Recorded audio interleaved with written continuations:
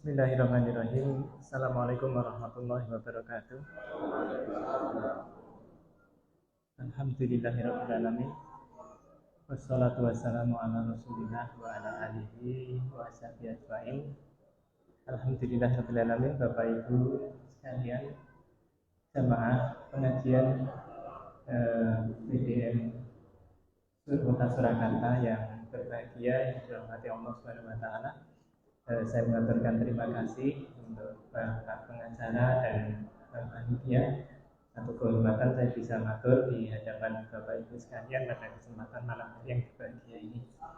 Bapak Ibu sekalian, saya akan menyampaikan beberapa hal yang kita mendekati bulan Ramadan, dan sesungguhnya apa yang saya sampaikan ini bukanlah hal yang baru, tetapi baiklah sebagai penyegaran dari segi jasmani tadi, persiapan-persiapan apa secara fisik yang bisa kita laksanakan, yang bisa kita lakukan agar kita bisa tetap sehat selama berpuasa. Jadi judulnya adalah menjaga kesehatan pada saat berpuasa. Artinya kita memang bicara tentang seorang yang sehat, yang kemudian berpuasa. Dia menjaga kesehatannya selama berpuasa. Bagaimana supaya tetap dalam kondisi sehat, karena kita akan berpuasa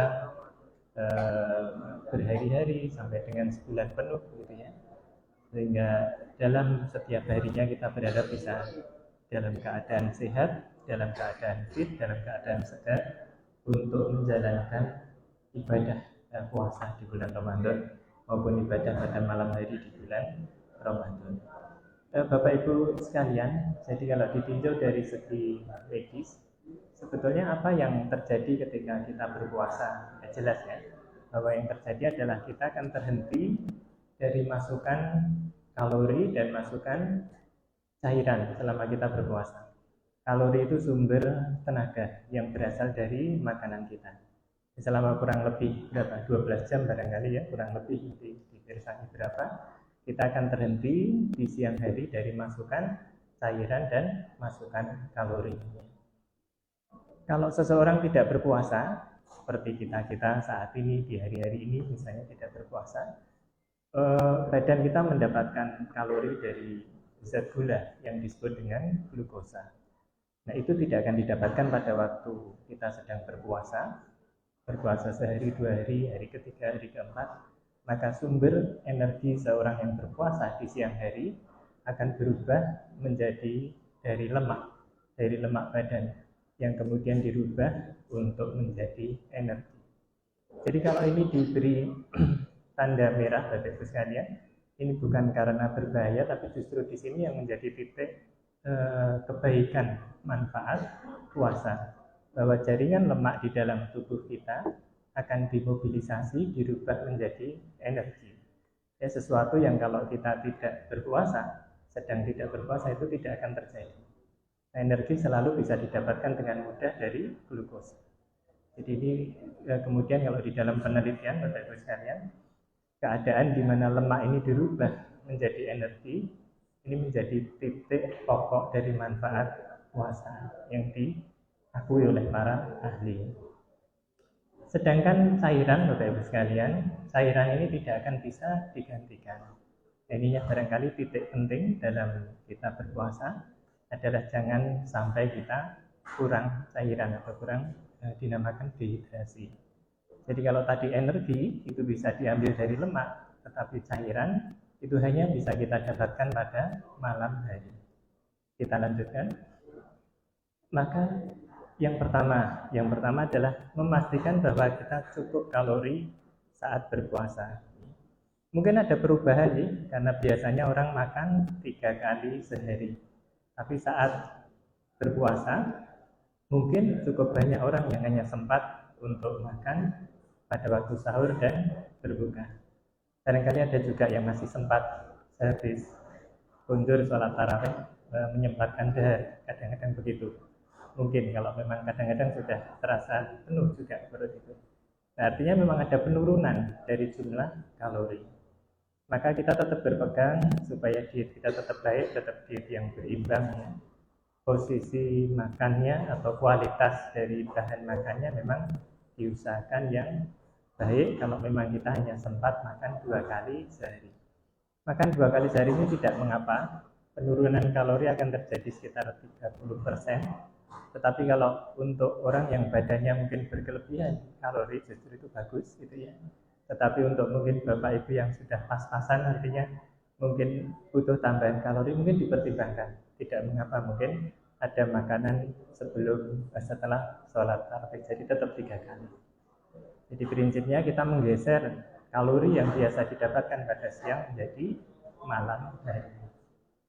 Nah, kalau dulu dikenal diet yang berimbang yang bagus itu dengan 4 sehat 5 sempurna, maka saat ini yang dikenal kalau di dalam yang dipopulerkan oleh Departemen Kesehatan saat ini di Indonesia adalah dengan ini kata kodenya, kata populernya adalah yang dinamakan isi piringku. Apa itu isi piringku? Kita lihat di slide berikutnya.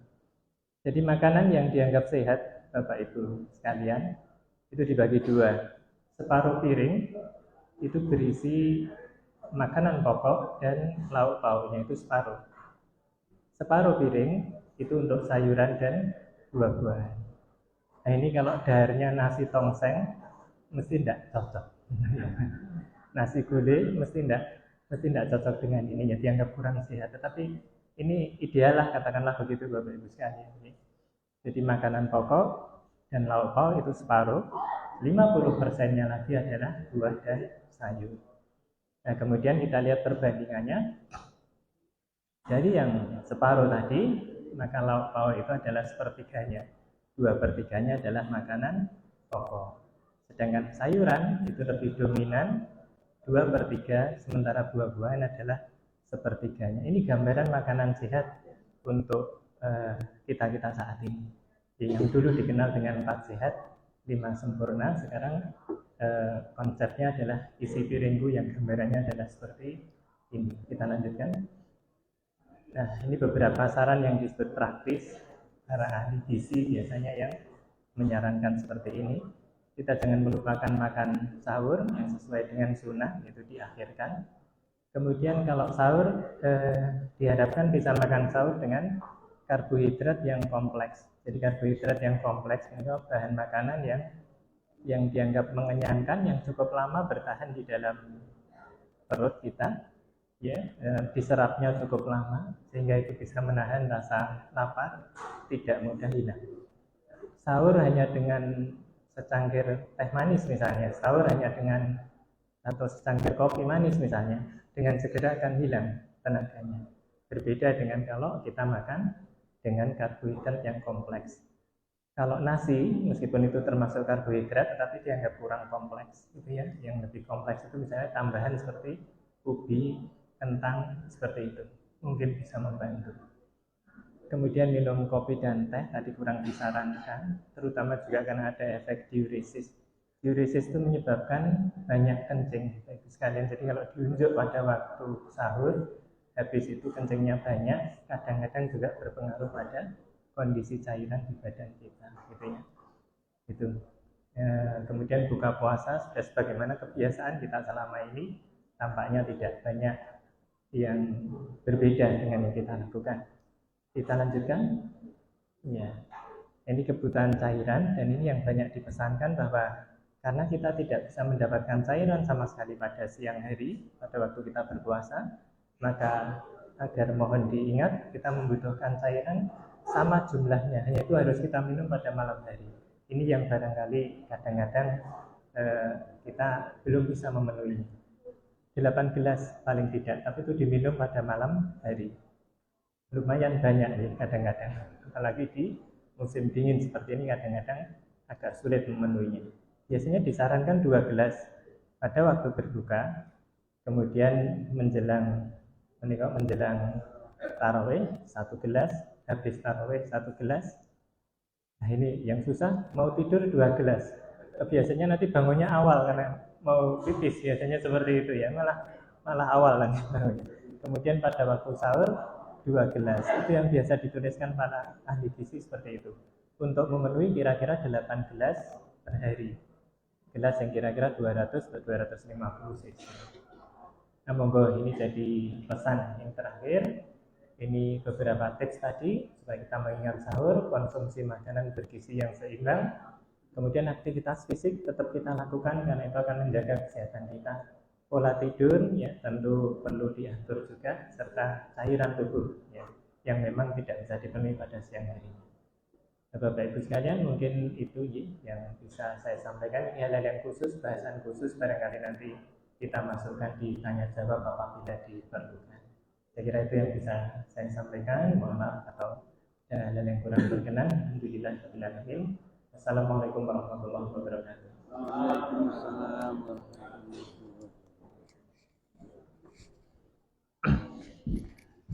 Terima kasih Bapak dan Saudara sekalian. Demikian pemaparan pengajian kesehatan dengan tema menjaga kesehatan saat berpuasa yang tersampaikan oleh Bapak Dr. Haji Suryo Arifo Taruno.